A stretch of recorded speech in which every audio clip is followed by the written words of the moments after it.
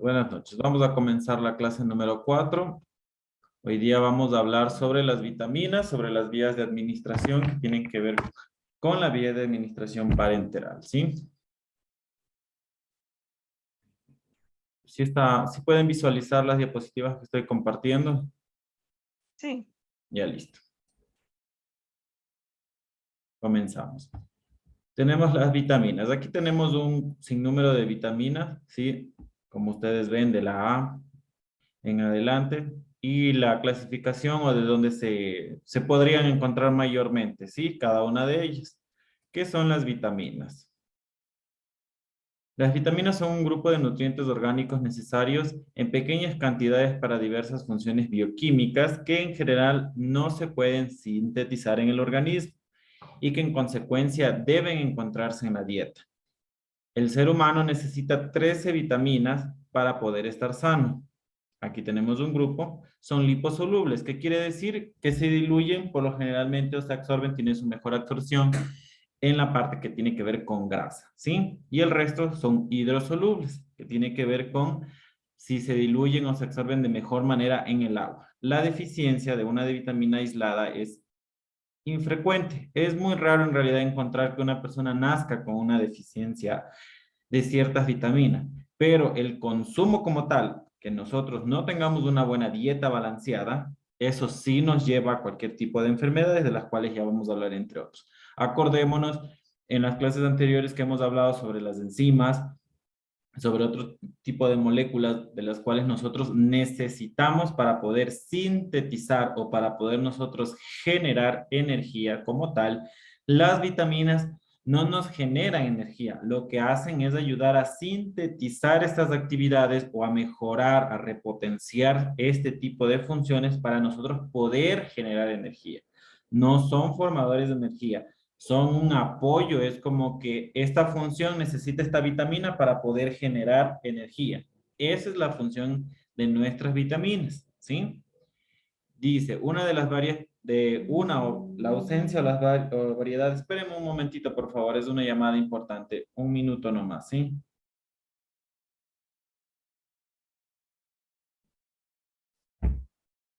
Aló, buenas noches.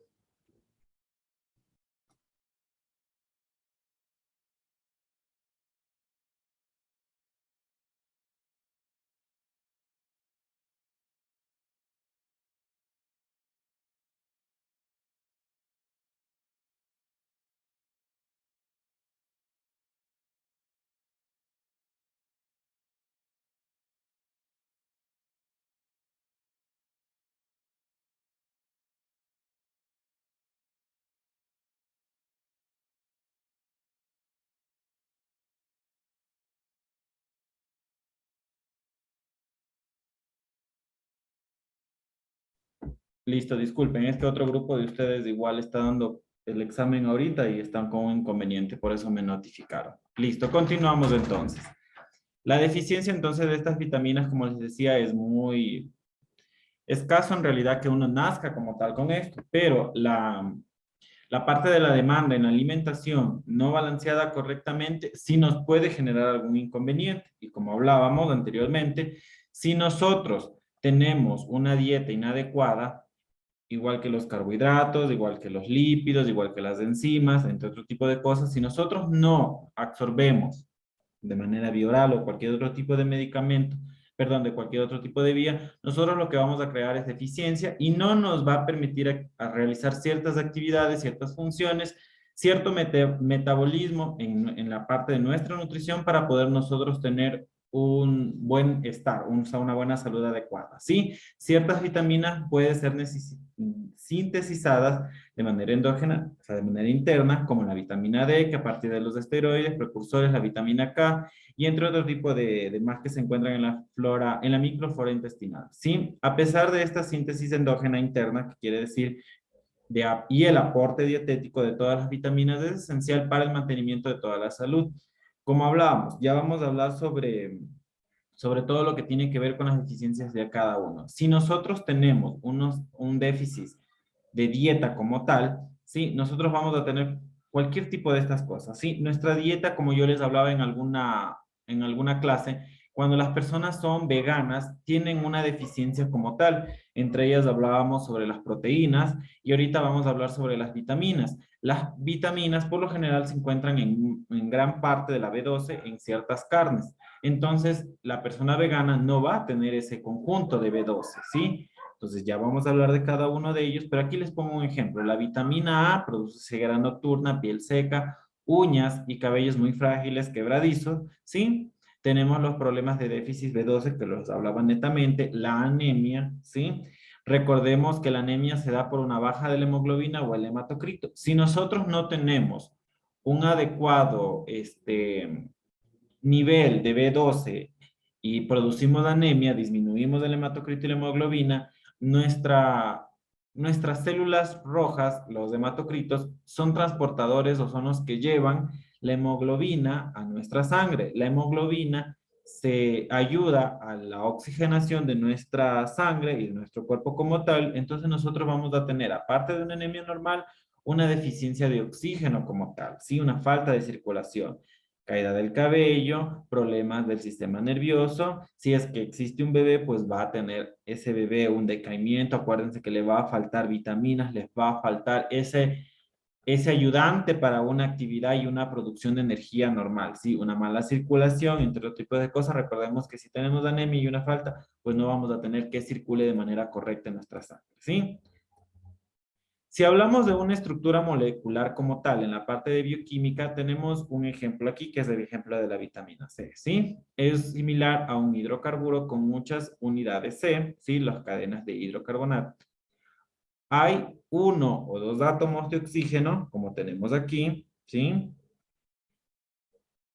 Presentes, pero en general son compuestos no polares y por eso son solubles en agua, ¿sí?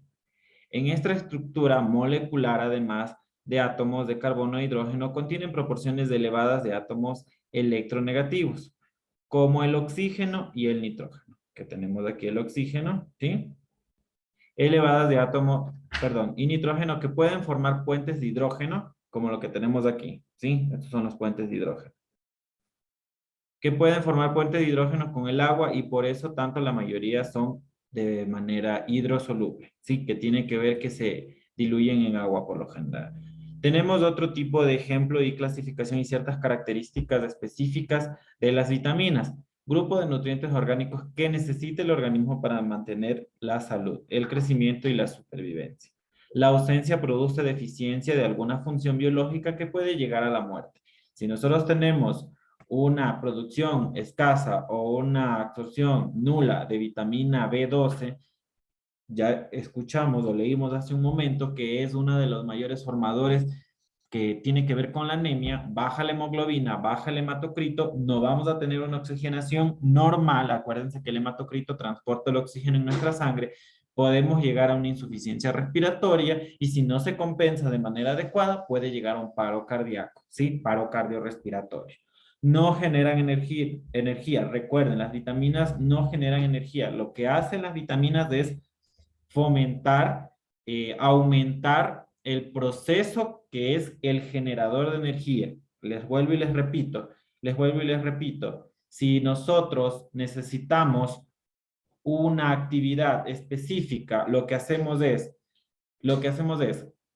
esta actividad produce una enzima que se cataliza, se transforma, se hace alguna actividad, viene la vitamina, ayuda a fomentar a que haya una mejor actividad para que haga esa actividad específica generadora de energía, ¿sí? No es que la vitamina viene y genera la energía, es un aporte, acordémonos de eso, sí, pero la falta de vitaminas va a disminuir esa actividad específica formadora de energía y obvio, nosotros vamos a estar hipoactivos, débiles, entre otras cosas, ¿sí?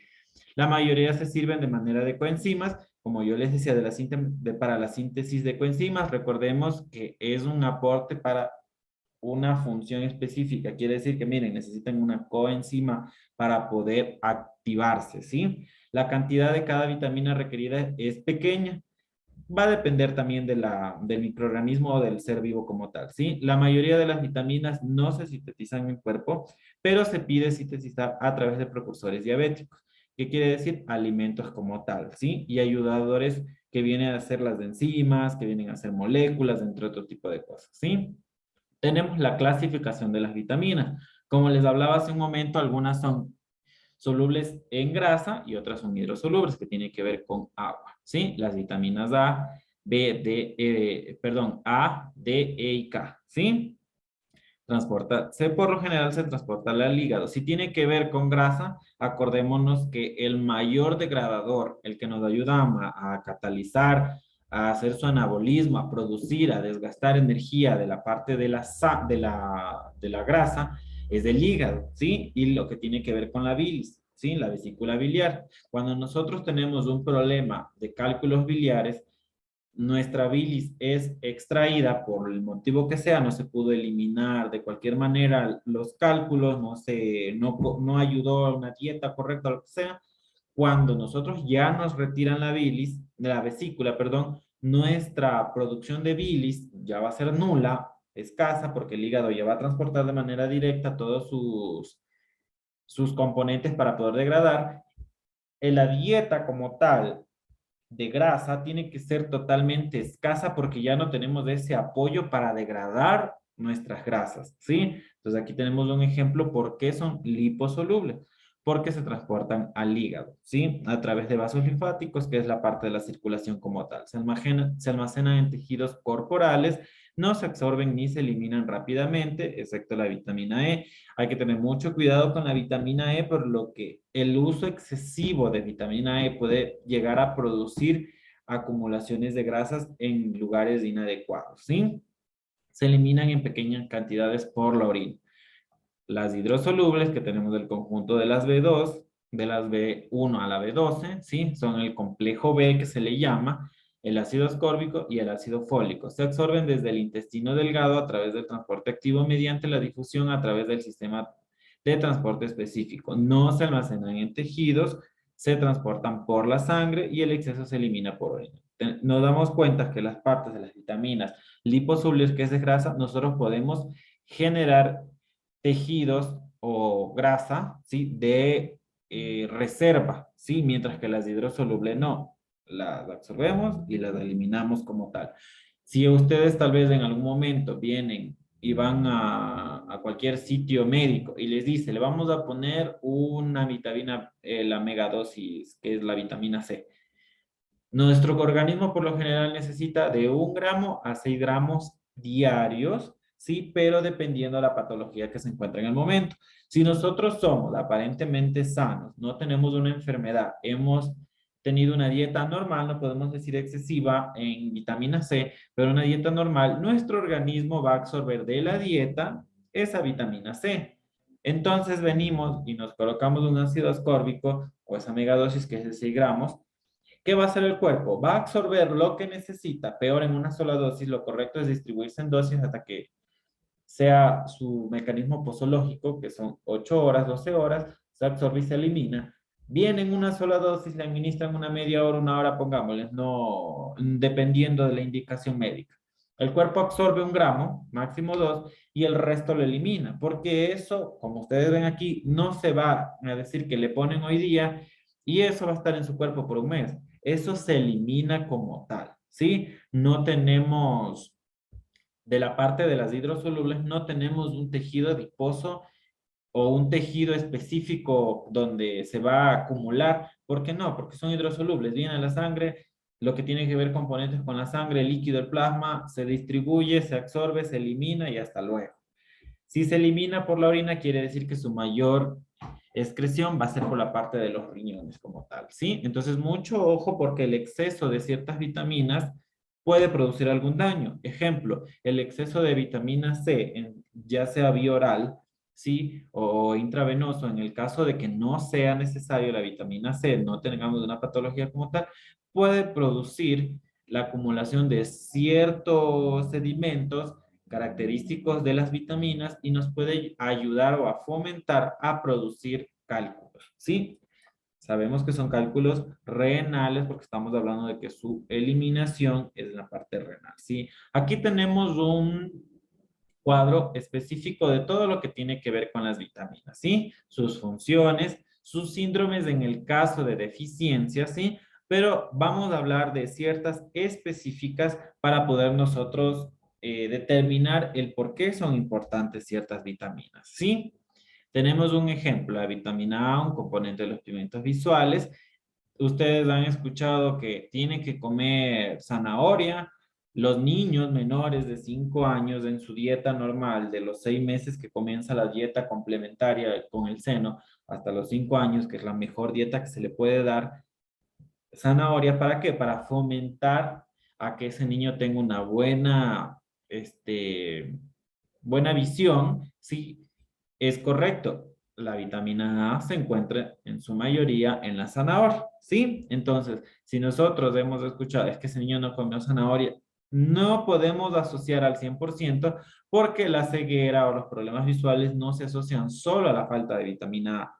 Es un ayudante, la deficiencia de tal, a que produzca ciertas malformaciones, ciertas cegueras, ciertos déficits visuales, pero no es el único, el único punto, por decirlo así. O sea, solamente eso nos va a causar ceguera, no, hay muchos otros tipos de cosas, pero ayuda a que produzcan este tipo de cosas. Sí, la vitamina D tiene que ver más con la parte ósea, ¿sí? Aquí hablamos sobre la facilita la absorción intestinal de calcio y fósforo. Si hablamos de calcio, tenemos que hablar de la parte ósea como tal. Sí, el raquitismo en los niños, que ya vamos a hablar cómo es el raquitismo como tal, son malformaciones óseas. Sí, la vitamina E es un antioxidante natural y elimina los radicales liberales. Ustedes han escuchado que a las mujeres mayores de 45 años les mandan a tomar vitamina E, a las que forman ciertos quistes les ayuda a eliminar ciertos quistes de acuerdo a las características de los quistes también, les mandan a tomar vitamina E para la piel, entre otros tipos de cosas. Nos ayudan bastante a degenerar ese tipo de situaciones, ¿sí? La vitamina K, nosotros sabemos, ejemplo, cuando el niño nace le ponen una dosis de vitamina K. Sabemos que es para evitar hemorragias, ¿sí? Entonces tiene que ver con los factores de coagulación, ¿sí? Y entre otros tipos de cosas que tenemos aquí. Es muy importante que cuando nosotros vamos a administrar un medicamento, que ya vamos a hablar sobre las vías de administración, nosotros sepamos el por qué estamos poniendo. Un ejemplo, el médico puede haber leído mal o puede haberse expresado mal y el señor está con un factor de coagulación altísimo, está coagulando bastante, está generando coágulos, no le va a administrar una vitamina K porque sabemos que la vitamina K es para evitar hemorragias, quiere decir, va a ayudarnos a formar coágulos. Entonces, imagínense, un factor elevado de coagulación más otro medicamento que va a ayudar a la coagulación, lo que yo puedo producirle a ese paciente es trombos y esos trombos pueden producir falta de circulación en alguna zona determinada, en alguna vía determinada y puede producir hasta una isquemia como tal, un accidente cerebrovascular por un taponamiento de alguna arteria o algún vaso. Así que muy importante preguntar para qué y el por qué estoy poniendo. Sí, y más aún importante, si yo no conozco, verifico y pregunto todo. ¿Sí? Hablábamos hace un momento sobre los déficits. La vitamina A, son las principales funciones de la vitamina A: mantener la visión normal, regular el crecimiento y la diferenciación celular, regular el metabolismo de los lípidos en el ser humano. Las funciones para mejorar específicamente son mantener la visión normal con luz reducida, ¿sí? Potenciar a la diferenciación de las células epiteliales especializadas que tienen que ver con el ojo, ¿sí? Efecto metabolismo de las retinoides que tiene que ver con la retina del ojo también y potenciar a la humanidad frente a infecciones. Como yo les decía, las vitaminas no es que nos van a dar energía, son coayudantes, son ayudantes en ciertas actividades específicas y obvio, si nuestro déficit de vitamina existe, lo que va a hacer nuestro sistema inmune no estar preparado para una infección, sea viral, sea infecciosa bacteriana, entre otro tipo de cosas. Entonces eso nos ayuda aún más, como lo dice aquí, a mantener una inmunidad como tal, a potenciar, ¿sí? ¿Por qué? Porque si tenemos vitaminas correctas, hablando químicamente, ¿qué nos va a ayudar? A formar ciertas actividades. Esa enzima se va a adherir a donde se tiene que adherir. Esa molécula va a catalizar como tiene que catalizar. Esa célula se va a dividir como se tiene que dividir porque son coayudantes a ciertas actividades específicas para tener una formación correcta, una degradación correcta, una metabolización correcta. ¿sí? Y la deficiencia de la vitamina A, si sabemos que es para mantener la visión correcta, pues nos va a disminuir la visión como tal, ¿sí? Aquí tenemos un ejemplo, ¿sí? Que son úlceras, querato. La parte de los queratoconos es la malformación de la córnea como tal, ¿sí? Y eso es un problema que si no se corrige de manera inmediata puede llegar a una ceguera total o parcial. Así que hay que tener mucho cuidado en esta parte del, de la parte visual. Si hay déficit o ustedes están viendo que alguien, quien sea, tenga algún problema visual, pues es muy importante visitar al oftalmólogo o a un médico general si determina la visita con el oftalmólogo para poder evidenciar que no hay daño como tal de la córnea, ¿sí? La parte de la vitamina D. Hace rato les hablé del raquitismo. Como ustedes ven aquí, el fémur, ¿sí? La formación normal del fémur de manera recta, ¿sí? Ahora vemos nosotros una osteomalacia, que es una malformación que tiene que ver con el raquitismo, por el déficit de vitamina D. Acordémonos que la vitamina D nos ayuda a sintetizar, a absorber de mejor manera lo que tiene que ver con el calcio, y el calcio nos ayuda a calcificar, valga la redundancia, de manera correcta nuestros huesos. Entonces, si nos hace falta vitamina D, pues vamos a tener problemas en la parte ósea, ¿sí? La vitamina E, la principal función de la vitamina E liposoluble, tiene que ver con la grasa, acordémonos, nosotros absorbemos bastante la vitamina D en lo que tiene que ver con la leche, ¿sí? Y la leche, el huevo y cualquier derivado, queso, yogur, es grasa como tal, así que por eso hablamos de una vitamina liposoluble. Es el mantenimiento de las concentraciones plasmáticas adecuadas al calcio y al fósforo para mantener las funciones metabólicas, la mineralización ósea y la transformación neuromuscular. Con respecto a las funciones destacadas, estimulación en la absorción del intestinal, como les hablaba del calcio, ¿sí? Estimulación de la absorción del calcio y los túbulos distales renales, colabora con la TPT, que es una regulación del calcio de la sangre como tal, y favorece a la mineralización de los huesos. La deficiencia produce el raquitismo, como les nombré hace rato, y esto tiene que ver con el raquitismo, ¿sí?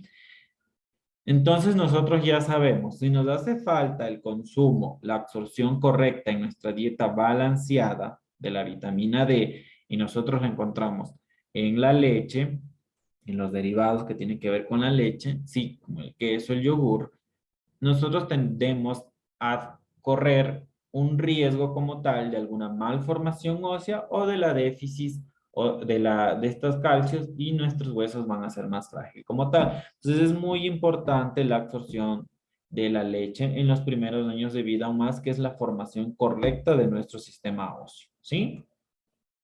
También hay que tener muy en cuenta que el alto consumo de los lácteos no pueden producir ya sea el colesterol alto, porque acordémonos que tiene que ver con la grasa, siempre es una dieta balanceada, y la producción excesiva del calcio nos puede producir formación de cálculos, ya sean de origen biliares o de origen litiásico de la parte renal, ¿sí?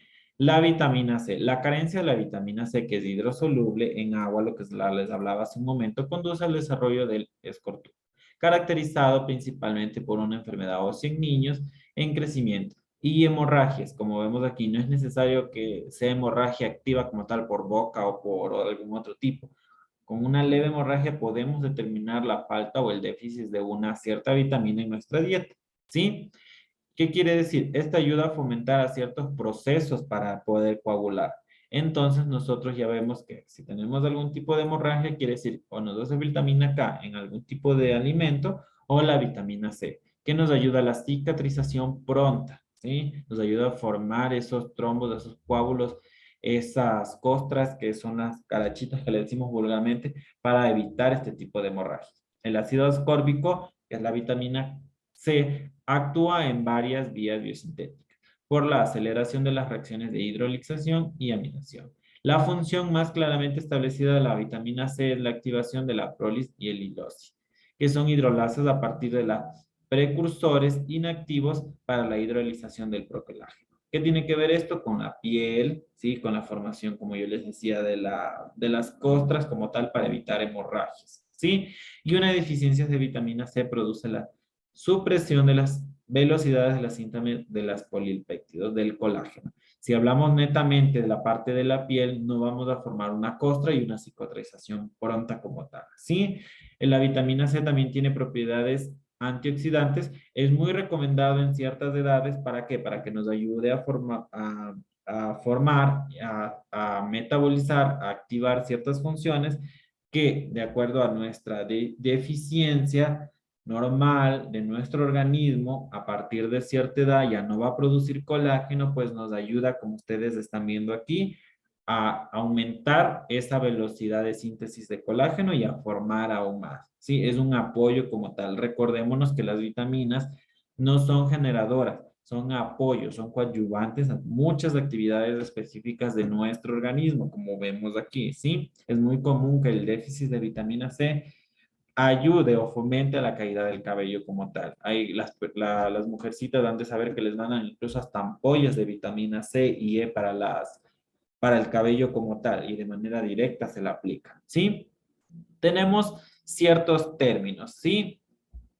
Aquí tenemos el avitaminosis, que es una enfermedad producida por la falta o escasez de una o varias vitaminas. Como nosotros ya escuchamos hace un momento, la, la parte genética como tal, de que exista un déficit de vitaminas, es muy escaso, no se da muchas veces, pero el consumo inadecuado de las vitaminas nos puede llegar a este tipo de cosas. Una hipervitaminosis, que es el consumo excesivo de las vitaminas, sí, cuando en nuestro organismo se derivan de diversos problemas, puede ser porque nos han recomendado un personal no adecuado, que les ha faltado el conocimiento como tal de la información de las vitaminas y nos puede producir esto. Ejemplo, si sabemos que la vitamina E y la vitamina C nos ayuda a formar colágeno, el uso excesivo de estos medicamentos en edades no adecuadas, que nosotros sí formamos colágeno, nosotros nos pueden producir ciertas dermatitis no asociadas a nada, sino asociadas al uso excesivo de ciertas vitaminas. ¿Por qué? Porque si ya formamos de manera normal, si nuestra dieta es correcta, si nuestro sistema, entre paréntesis, está sano, está listo para poder formar cualquier tipo de estas, este, de estas actividades específicas, de estas ciertas enzimas, de estas ciertas metabolismos, entonces, ¿para qué necesitamos algo más? Lo que vamos a hacer es acelerar demasiado y nos puede producir un daño. Como yo les decía, si nosotros vamos a consumir demasiada vitamina, perdón, demasiados alimentos que tienen vitamina D, que son ayudadores a sintetizar, a metabolizar y a formar calcio en nuestro organismo, nosotros podemos hacer que nos produzcan cálculos como tal y eso ya es algo dañino a nuestro organismo. Por eso nuestra dieta debe ser balanceada como tal. Un ejemplo, hoy tomé un vaso de leche con un pedazo de queso, listo, ya no hay huevo, ni queso crema, ni mantequilla, ni otros derivados de la leche. Al día siguiente pues voy a variar. Y ayer tomé leche, ya comí queso, pues voy a comer huevito con un poco de mantequilla. Y así, no puedo comer un vaso de leche, un huevo, un pedazo de queso, mantequilla en el pan, entre otro tipo de cosas, porque lo que nosotros hacemos al aumentar ciertas vitaminas, ciertos alimentos, es producir de manera excesiva y lo que va a producirnos es un daño en vez de un beneficio como tal. Y la toxicidad vitamínica, lo que tiene que ver es lo mismo de acá, pero este nivel de aquí, nosotros es una actividad que la podemos suspender a que no llegue una toxicidad como tal, ¿sí? Y como hablamos, mire, justo lo que hace un momento hablamos sobre el resultado de indigestación de megadosis de vitamina A, D, C, entre otro tipo de cosas. Acordémonos que nuestro organismo como tal está listo y capacitado para generar, metabolizar todo este tipo de cosas, siempre y cuando nuestra dieta sea balanceada. No es correcto empezar a consumir vitamina E porque el abuelito mío, que ya tiene 90 años, le está tomando. Él no tiene producción correcta de ciertas actividades y necesita un apoyo que es la vitamina E. Mi tía de 45 años le mandaron a tomar vitamina C como antioxidante para que tenga la piel sana, el cabello sano, entre otro tipo de cosas. Ella a los 35 años va a disminuir su producción de colágeno de manera correcta porque su organismo se inactiva en ciertas actividades específicas y lo que necesita es un apoyo con las vitaminas para mejorar ese procedimiento. Entonces, ella sí necesita, mi abuelo sí necesita. Yo, mientras esté joven, mientras tenga una dieta balanceada, me mantenga activo, no voy a necesitarlo a menos que me lo diagnostiquen. Sí, entonces, por favor, el uso excesivo de vitaminas, que a veces les administran las megadosis de vitamina C, el complejo B, ustedes van, le ponen un suero de solución salina de 500, le ponen complejo B, vitamina C, no sé qué más le pondrán, eso termina color verde y eso le administran. Nosotros no necesitamos ese tipo de cosas mientras no nos diagnostiquen con qué, con un examen de laboratorio, con una prueba de heces, algún tipo de cosas para verificar que nuestro organismo no está con las enzimas, las vitaminas correctas para poder generar sus actividades específicas como tal, ¿sí? Porque el uso excesivo, como vemos, nos puede producir daño como tal, ¿sí? Y esto es algo leve, porque como yo les decía, pueden producir litiasis, que es la formación de cálculos, ya sean renales, hepáticos, sí, biliares. Entonces tenemos que tener muy en cuenta el uso excesivo de vitamina E, así como ayuda a la disminución de ciertos quistes si nosotros no absorbemos de manera correcta, la parte en vez de ayudarnos, en lugar de estarnos ayudando, nos puede producir como tal ciertos depósitos inadecuados y son formadores de ciertos quistes que pueden ser de grasa, porque acordémonos que las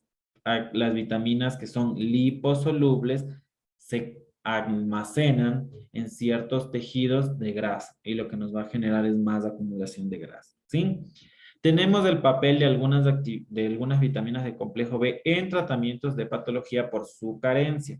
Nuevamente les digo, la falta de vitaminas es muy raro, pero existe. Es raro, pero existe como tal. A veces nos ayuda a la dieta inadecuada a formar cualquier tipo de estas cosas. Sí, tenemos un ejemplo aquí que la mayoría conoce que es la diabetes. Sí, las personas con determinadas condiciones médicas como enfermedades ciálicas, cáncer, enfermedades de Crohn, alcoholismo, hipotiroidismo y anorexia son más susceptibles a desarrollar deficiencias de nutrientes.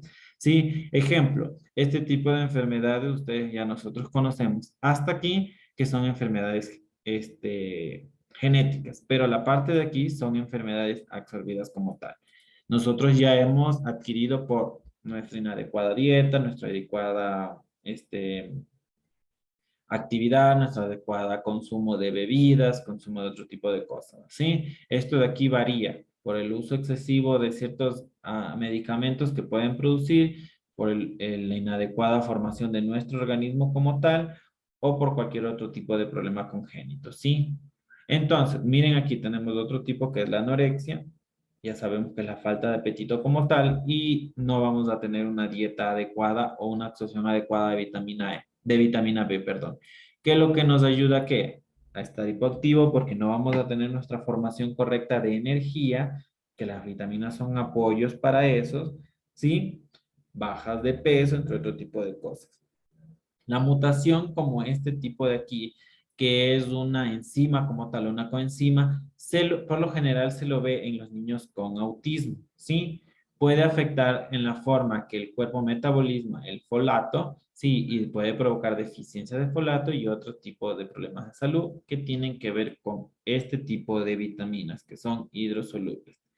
Es más, las personas que han sometido a diferentes tipos de cirugías para bajar de peso, acordémonos que alteran nuestro organismo correcto. ¿Por qué? Porque si el estómago era así y lo cortaron, tal vez en esta parte que cortaron existía la mejor absorción de la parte de ciertas actividades, de ciertos nutrientes, de ciertas enzimas, entonces esa persona puede empezar a tener anemia, puede empezar a tener déficit de muchas actividades específicas que ayudan a qué? A que nuestro cuerpo se comience a enfermar. Entonces, son una de las enfermedades, condiciones clínicas en las cuales la vitamina B, el número de complejo de vitamina B, que comienza con la B1 a la B12, nos ayuda a mejorar, ¿sí? Nos va a ayudar a mejorar. Pero hay que tener en cuenta, por favor, que el uso excesivo de este tipo de vitaminas nos pueden perjudicar.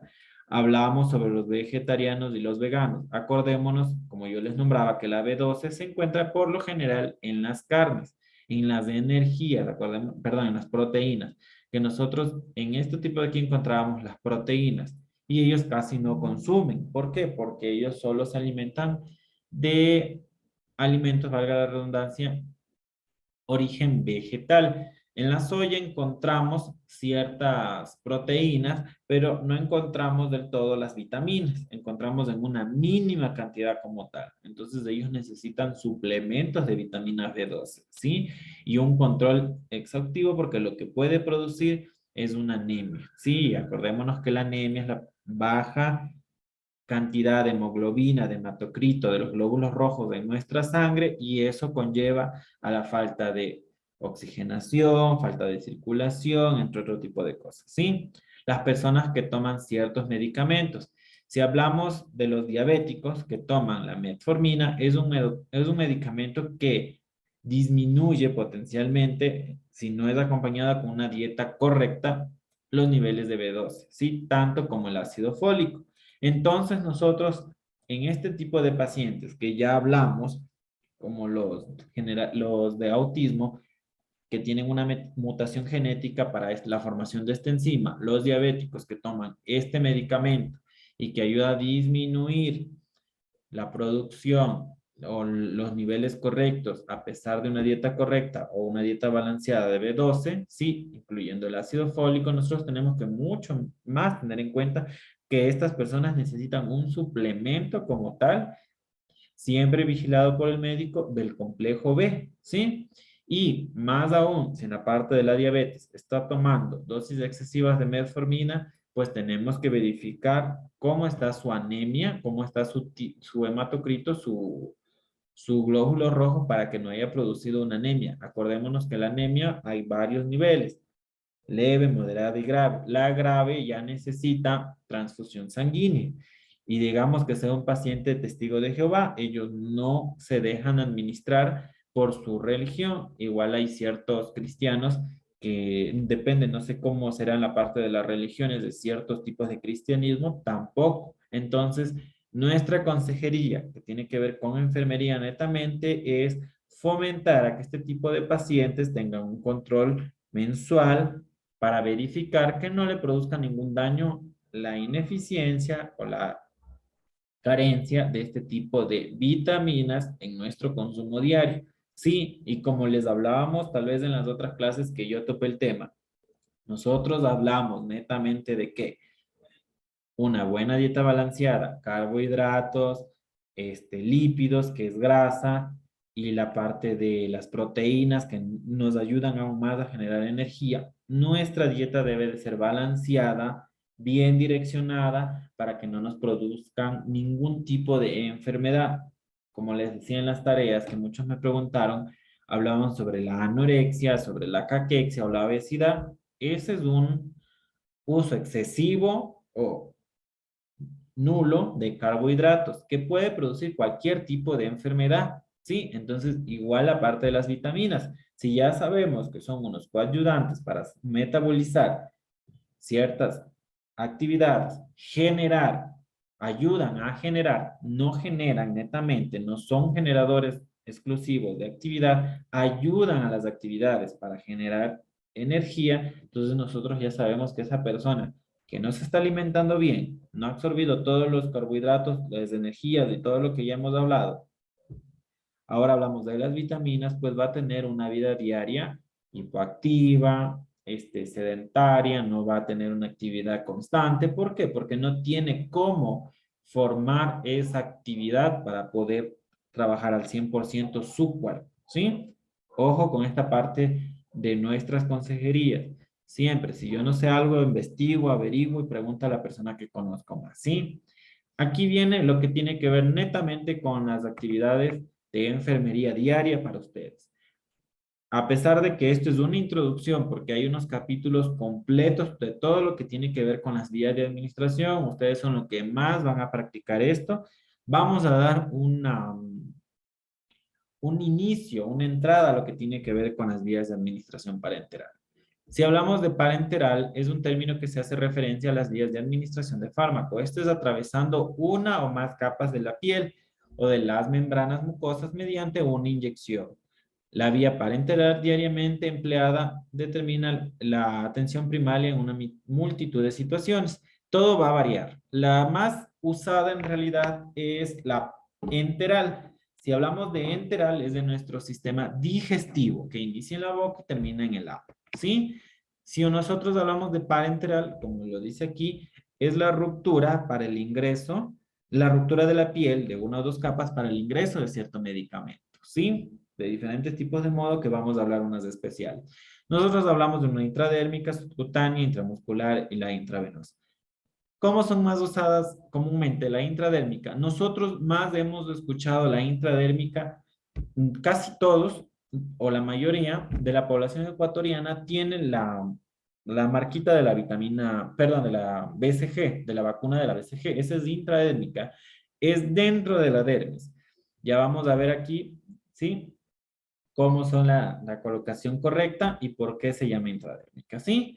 Es una de las principales administración. Otra que también administramos como intradérmica es las pruebas de las alergias. Hacemos una pequeña pápula, se hincha la piel porque es dentro de la piel, como ya vamos a ver, y lo que hace es generar, nosotros hacemos un círculo proximal de unos 5 centímetros circular y vamos a verificar si eso va aumentando o no va aumentando, ¿sí? Esa es la parte intradérmica. La subcutánea, debajo de la primera capa de la piel, ¿sí? Entonces, una de las más comunes para poder nosotros usar esta vía es las insulinas. Ustedes ven que los pacientes diabéticos son expertos en ponerse. Lo correcto es que si este es, déjenme, perdón un ratito, creo que no se ve muy bien, sí. Si este es del ombligo, lo que hacemos es, en la línea larga de nuestro cuerpo, no administrar. ¿Por qué? Porque arribita del ombligo, debajo de nuestro corazón, en medio de nuestros pulmones, está el plexo solar. Y ese plexo solar, que es como sol literalmente, de una masa de nervios, lo que hace es desprenderse así, justo pasa una línea media por ahí. Si nosotros administramos en esa línea media la insulina, no es que no se va a absorber, pero puede topar el nervio y lastimar y causar dolor. Entonces lo correcto es administrar alrededor, alrededor, siempre turnándonos para no causar necrosis, muerte tisular, daño tisular, en el mismo lugar. Si ya pinchamos aquí, pues vamos como las manecillas del igual de la otra manera. Si ya pinchamos aquí, pues vamos bajando, ¿sí? Es una de las administraciones más comunes, igual son las vacunas. Acuérdense que ya vamos a hablar aquí sobre el ángulo, ¿sí? Va variando, es muy importante porque las vacunas tienen su ángulo específico. La mayoría son intramusculares o subcutáneas, ¿sí? La única que se pone intradérmica es la BCG, que es la tuberculosis meningia, y que se aplica en menos de 30 días del niño recién nacido, exceptuando a los prematuros, que se tiene que cumplir cierto peso para poderse administrar, ¿sí? Tenemos las heparinas y entre otro tipo de medicamentos, ¿sí? Las intramusculares, aquí también aplicamos las vacunas. Como nosotros, bueno, aunque ya vamos a hablar, es un ángulo de 90 grados y es muy importante verificar la cantidad. Nosotros hablamos de un músculo grande, el glúteo, un músculo pequeño, el deltoide, un músculo similar de grande es el del muslo, ¿sí? Entonces nosotros vamos a saber que depende de la cantidad, vamos a ir administrando en ciertas partes. Si nosotros sabemos que tiene 10 ml de administración intramuscular, nosotros no vamos a poner en el deltoide, en el hombro, no vamos a poner en el muslo, sino lo que vamos a hacer en el músculo más grande, que tiene nuestro glúteo. ¿Por qué? Porque es el mayor que va a coger esa cantidad total.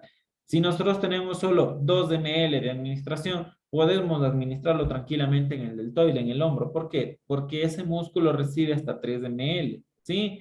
Si ya vemos que va a crecer un poquito más de la cantidad como tal y es 5 ml, podemos administrarlo en el músculo, en el caso, en el muslo, perdón, en el caso de que no se pueda administrar en el glúteo. ¿Por qué es la mejor opción en el glúteo? Porque es el músculo más grande de nuestro cuerpo y es una de las partes menos sensibles para poder administrar. Si nosotros administramos de manera correcta y el medicamento no es hiperosmolar, no es denso, no tiene una acuosidad muy grande, se va a administrar, no va a causar dolor, se va a absorber. Pero si nosotros administramos de manera incorrecta, que en la parte de la farmacología como tal y la administración, ustedes van a ver el lugar específico como tal donde se tiene que administrar, ¿sí? Las intravenosas.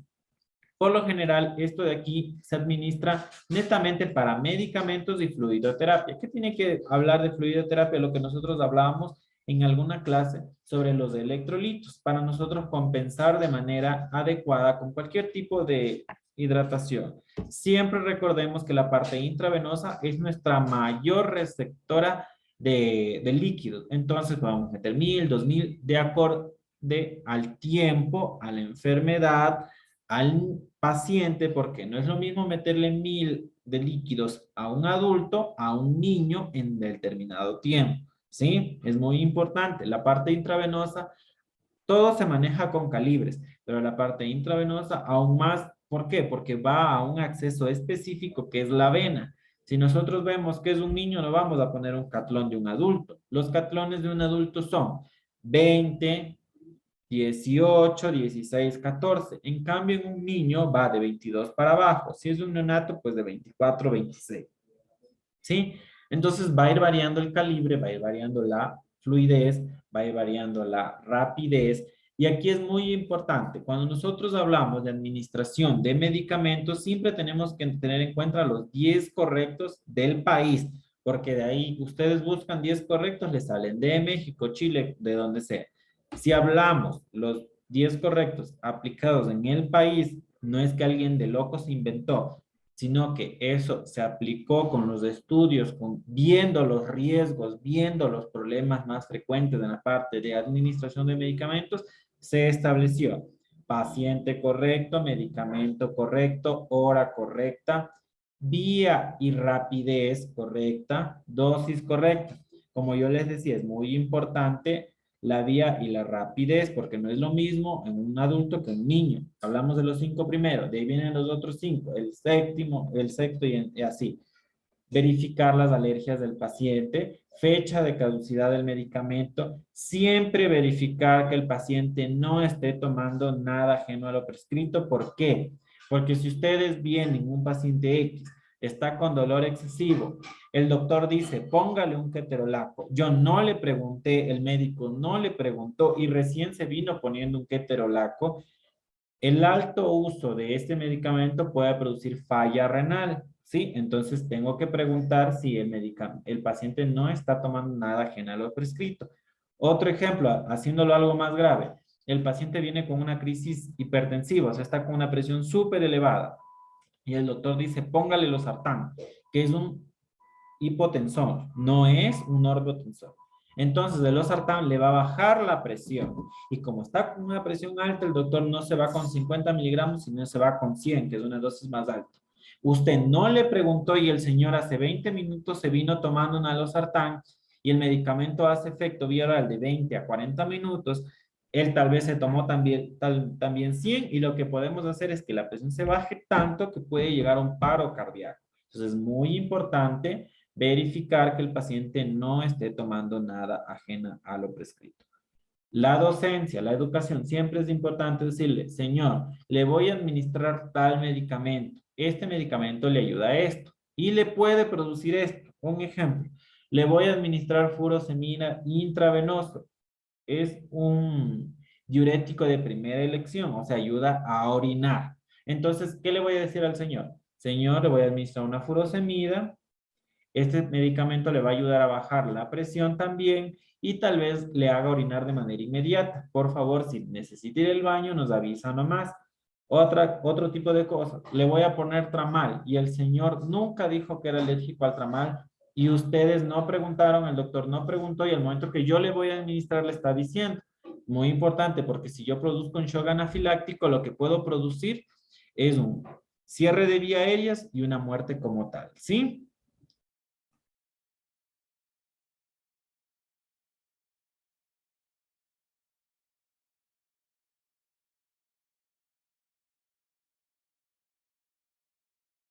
Es que no me dices nada. ¿Aló?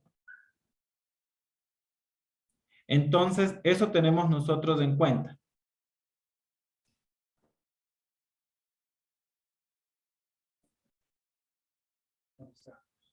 Cuarto. Ya.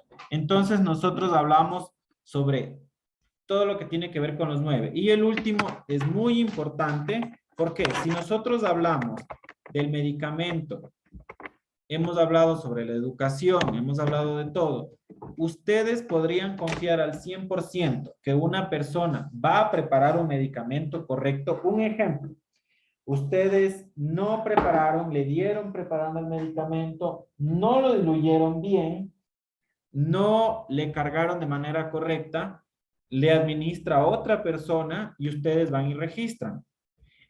Digamos que no hicieron los 9 anteriores pasos. Yo lo que puedo producir es que una muerte al paciente, un shock anafiláctico que no llega a la muerte, un evento adverso como tal, cualquier tipo de evento, y lo que yo voy a causar es un daño al paciente, pero como estaba en su turno, era asignado su paciente, va su firma, usted es el único culpable, porque lo que está escrito es la evidencia. Entonces, el último paso, los 10 pasos de los 10 correctos es, yo preparo, yo administro y yo registro. Por más confianza, por más compañerismo que haya, existe el riesgo de estos problemas que no se cumplieron los anteriores 9 y yo puedo causar un daño. Así que hay que tener mucho cuidado en este tipo de confianza, se podría decir, ¿sí? Es muy importante, por favor, cumplir los 10 pasos de los 10 correctos. Para no olvidarnos, medicamento, paciente correcto, medicamento correcto, dosis correcta, vía y rapidez correcta, hora correcta. Viene fecha de caducidad, verificar las alergias, verificar o indagar que el paciente no esté tomando nada ajeno a la prescrito, la educación, yo preparo, yo registro, yo administro. Es muy importante cumplir los 10 correctos para evitar algún tipo de negligencia, algún tipo de problema, y con eso nos estamos librando de cualquier problema legal incluso, ¿sí? Si ya hablamos de nuestras vías de administración parenteral y conocimos qué son más usadas principalmente, ahora hablemos sobre la técnica correcta, ¿sí? Hablábamos de los 10 correctos y hablamos de una muy importante, es la vía correcta, ¿sí? Porque no es lo mismo, digamos, la penicilina dice que le administremos intramuscular. Listo, le estamos administrando intramuscular. ¿Por qué? Porque esa penicilina, las moléculas son tan grandes que si nosotros les pasamos intravenoso, lo que podemos producir es una flebitis, que es la inflamación de la vena como tal. Puedo llegar a producir necrosis, que es muerte de tejido, de donde está pasando ese líquido, y llegar a un taponamiento de una vía, ¿sí? Y lo que puede producir es muerte de esa parte como tal. Otro ejemplo, si el medicamento dice intramuscular y yo no, la administración correcta de lo intramuscular es coger como que yo voy a escribir de manera recta 90 grados, ¿sí? Como lo dice aquí en la parte de aquí, 90 grados, de manera como un lápiz. Aquí tenemos incluso el dibujo, ¿sí? Si nosotros no lo administramos de manera correcta y decía intramuscular y nos inclinamos un poco y se fue a 45 grados, ya no se administra en el músculo, sino debajo de las capas de las primeras pieles, sino se va subcutáneo debajo de la piel. Ese líquido como tal, ese medicamento, su absorción de sus moléculas se da de manera correcta en el músculo. Si yo lo ingreso subcutáneo, lo que yo puedo producir es que se ingrese ahí, no se absorba, y como es un organismo extraño que no reconoce el cuerpo, vienen los glóbulos blancos, lo atacan y se produce un acceso como tal, bacteriano infeccioso, porque es algo extraño en nuestro organismo que no era de administrar ahí. Un ejemplo en esto de las vacunaciones, existió mucho problema. ¿Por qué? Porque contrataron a gente al apuro que no tenía a veces de experiencia o simplemente no tenía su ética laboral correcta, y comenzaron las personas a tener accesos por las vacunas. La influenza, perdón, la vacuna del COVID es intramuscular y el apuro les estaban poniendo subcutáneo. Entonces, imagínense, no se absorbió, no quedaron inmunizados, no crearon anticuerpos para atacar. ¿Por qué? Porque el organismo va, lo ataca, es algo extraño, lo que produce un acceso, y sí hubo bastantes personas con acceso, un medicamento incorrecto, una negligencia, un evento adverso, y de paso no crear inmunidad. Imagínense quedar más expuesto a la enfermedad como tal. ¿sí? Entonces ya vemos que la administración de un medicamento, la vía correcta es muy importante, obvio el resto también, pero podemos evitar cualquier tipo de daño, cualquier tipo de problema legal para nosotros, solo administrando de manera correcta, ¿sí? La parte subcutánea, como vemos aquí, 45 grados, aquí tenemos la manera. Por lo general, las personas lo ubican de manera así, ¿sí? Como que vayan a estar medio acostadito. ¿Por qué? Porque si yo cojo de esta manera, existe el riesgo de que mi mano estorbe, ¿sí? Y no lo ocupe de manera correcta. Entonces la mayoría lo ocupa así, ¿sí? Es como por más como una estrategia para poder nosotros estar más cómodos de manera correcta.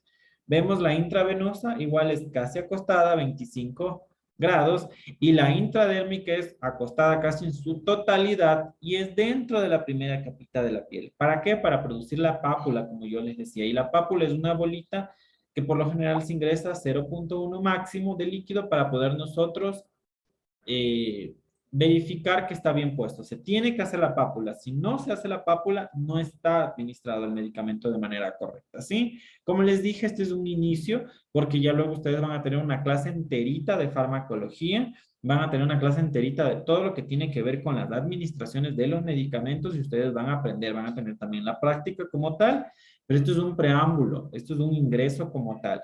Y como vemos, como yo les decía, si las vitaminas no se administran de manera correcta, pues no vamos a causar nada en ese paciente. Por eso también hablamos sobre las vías de administración. Una de las vías de administración especiales se podría decir la transdérmica, como vemos los parches, sí que su absorción es en la parte de la dermis, como tal en la piel. Las vías nasales, como vemos un ejemplo aquí, esto va a alterar si el paciente está entubado, el paciente está dormido, sedado, pues se va a administrar para que llegue a la parte de la vía respiratoria de manera del tubo, ¿sí? Se conecta y se hace el mismo procedimiento. Hay accesos e insumos como tales directos hacia el vía del tráqueo, ¿sí?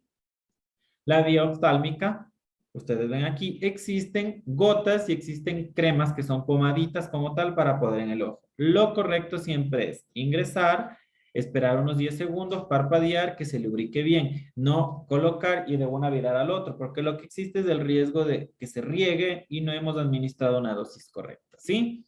Como vemos aquí, sí, de adentro hacia afuera, la administración de la pomadita es otra, ¿sí? La parte óptica que tiene que ver con el ojo, el oído, perdón, siempre, si el paciente tiene afectado cierto oído, pues acostarlo al contrario. Si está lastimado, pues me voy a acostar de este lado. ¿Para qué? Para que esté eso al momento de colocar, tenga su absorción correcta en esa vía, en ese tiempo, no se riegue, no se vire y se lubrique de manera correcta para que haya esa diseminación total. La vía tópica que tiene que ver con la piel, similar a la transdérmica, hablamos de un medicamento tópico, hay cremas, hay pomadas, hay ungüento, eso se va a mandar según la enfermedad, según la patología y según la localización. Recordemos que no es la misma una crema en el ojo, una crema en el pie, una crema en la parte del recto, que ya hablamos sobre de la parte anal. Es muy específico el lugar donde le envían y es siempre correcto administrar una leve capa. No puedo coger digamos, para que haga entre paréntesis más absorción o mejor efectividad, coloco más y embarro más. Lo correcto es una leve capa en manera circular que se absorba y se seque. Si yo coloco más de lo normal, lo que voy a producir es acumulación de humedad, capas innecesarias, y lo que puedo producir es tejido sebáceo, o sea, grasa como tal, porque no se va a absorber de manera correcta todo, ¿sí? La vía rectal, esto tiene que ser muy importante porque no solo existen los supositorios. Ustedes ya han de haber administrado en algún momento algún supositorio o si no han de haber escuchado. ¿Por qué se administra? Porque hay una parte vascular muy grande en lo que tiene que ver con el recto y el ano. Por eso existen las hemorroides incluso, ¿sí? Las hemorroides no es más que las venitas que se sobresalen, se prolaxan y existe ese brote como tal. Existe el alto riesgo de vascularización dañina y por eso se manda ese tipo de medicamentos de las hemorroides. Si nosotros mandamos un medicamento de vía rectal, su absorción va a ser rápida por su circulación, su vascularización, perdón, excesiva que existe en esa zona, ¿sí? Tenemos que tener muy en cuenta, por esa vascularización podemos producir un daño, así que todo medicamento que va a ingresar lubricación, colocación, que el paciente esté de lado, como vemos aquí, o acostado boca abajo, para que no haya el retorno como tal del medicamento, del líquido, porque podemos poner cremas, podemos poner supositorios, podemos poner los enemas como tal, que son enemas evacuantes para eliminar el contenido de la parte intestinal, ¿sí? Siempre, por favor, incluso con guantes, no nos olvidemos que esa parte es muy contaminada, siempre lubricando para no causar daño de la parte de la vascularización, ¿sí? Y la parte vaginal, que son óvulos, cremas y pomadas. Como vemos un ejemplo en la parte de aquí, y siempre en ojo, por favor, en una parte de la anatomía que hablábamos, por ahí se escucha el comentario, y si me sacan el útero por donde yo orino, recordemos que la vejiga está aquí, el meato urinario está aquí, acá está el útero y acá está el canal vaginal. El conducto vaginal es otro conducto del conducto del meato urinario donde se elimina la orina como tal, ¿sí? Se tiene que ingresar lo mayor internamente posible, como ustedes ven aquí, esperar que la paciente esté de 10 a 15 minutos acostadita para que no haya el retorno como tal, ¿sí? Eso es todo, jóvenes, en la parte de la clase de hoy. La próxima clase de nosotros va a ser netamente refuerzos. Por favor, todo lo que tenga que ver con las clases, me preguntan nomás, tienen mi contacto. Si yo me tardo en contestar, me disculpan, en realidad a veces se me pasa entre tantas cosas, no es la única clase que doy y por favor siempre recuérdenme de qué clase me están preguntando porque a veces me olvido o no los conozco en realidad, como les digo, son varias clases, ¿sí? Cualquier duda que tengan, tienen mi contacto. Nos vemos en la próxima clase de refuerzo. Eso es todo por el día de hoy. Una buena noche y que pasen muy bien a todos, ¿sí? Mi Listen, Dígame, disculpe, buenas noches. dígame, buenas noches. Yo estuve revisando como no asistí la primera clase en la plataforma. ¿Ya? Está subido una clase, pero no es de la materia. Están confundidas. Verán, yo no me hago cargo de subir. Yo lo que termino de hacer la clase ejemplo ahorita, le hago el video, lo envío a un departamento que está a cargo de eso y ellos suben. Pero ya les voy a decir que por favor verifiquen para que exista la corrección de eso, ¿ya? Ya, gracias, Lisa. Ya listo. Igual cualquier cosa, por favor, tienen mi número, les vuelvo a dejar ahorita aquí por si no lo tienen. Una consulta, Lice. Dígame. Aparte del deber que subimos hoy, ¿hay otro? Son 3 deberes. Leer es taller 2, taller 3 y taller 4. Son 3 deberes. Ah, ya. Sí, por favor verificarán, ¿ya? No se quedarán sin nota porque esa nota es lo que les depende para que terminen su carrera, ¿sí? Verán bien, ¿ya? Taller 2, 3 y 4, ¿sí? Ok, gracias. Listo. Cualquier cosa, por favor, chicos, me preguntan nomás, ¿ya? Ahí está mi contacto. Una buena noche con todos y que pasen muy bien. Gracias. A las compañeras yo les quería pedir, por favor, a ver si es que ponen sus números de celular y hacer un chat de WhatsApp para mantenernos informadas, si desea. Ahí les dejo en la reunión para que ustedes hasta mientras se pongan, ¿ya? Una buena noche con todos, jóvenes. Gracias. Gracias, dicen buenas Gracias, noches. igual.